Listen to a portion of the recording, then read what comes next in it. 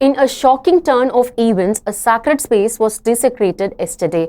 A Hindu temple in Canada that features a 55-high foot of Hanuman statue was vandalized brutally by the pro-Khalistan radicals. They attacked some of the congregants inside the premises with traffic lights and flagpoles. This attack came just after 2 days of Trudeau giving a promise that he will take care of the safety of Canadian Hindus in his soil on the day of Diwali. When the number of congregants outnumbered the pro-Khalistan radicals, they dispersed in the late afternoon yesterday with a slogan, Khalistan Murdabad. Similar protest was also witnessed in Lakshminarayan in British Columbia, which was also hosting a consular camp. So I welcome you all to the UPSC Warriors channel by Unacademy. This is Soundarya. Today we are going to discuss in detail about the recent tensions happening between India and Canada with respect to this particular separatist Sikh group. As you can see in the map,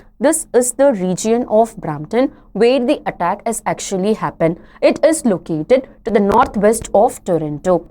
Following the attack, the Indian High Commission stated that this act of violent disruption was orchestrated by the anti-Indian elements present in the Canada. This particular incident drew condemnation from almost all the political parties in Canada, starting from Prime Minister Justin Trudeau to the Conservative Party leader Pierre Poilievre and the Cabinet Minister Anita Anand. But none of their messages named the perpetrators of this particular crime as the pro-Khalistan radicals. This represents a significant slide in the Canada-Indian relationship, which was already in tension because of the recent expulsion of the top diplomats from both the countries.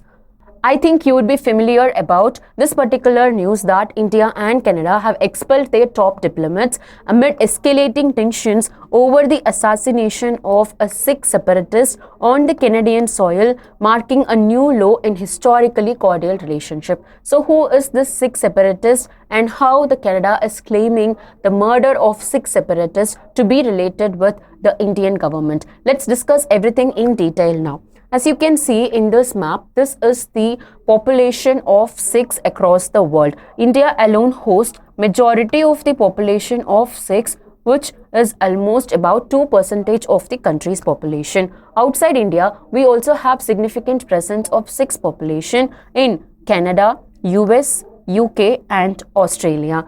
So this particular Sikh group is fifth largest faith group in the world. So we have to know about the Khalistan movement, which was the starting point of all these escalations. It called for an independent homeland for Sikhs in India. Okay, so it was in its peak in the year 1980s in the Indian state of Punjab, when the area experienced a series of violent attacks and thousands of deaths. However, this movement lost its storm when the Indian armed forces and the government carried out series of operations and missions against them.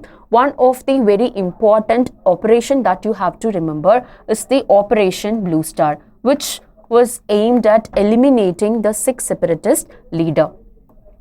So this Operation Blue Star led to again a series of riots and violence in the particular region, and it was also followed by the murder of the assassination of the then Prime Minister Indira Gandhi by their own Sikh bodyguards on October 31, 1984.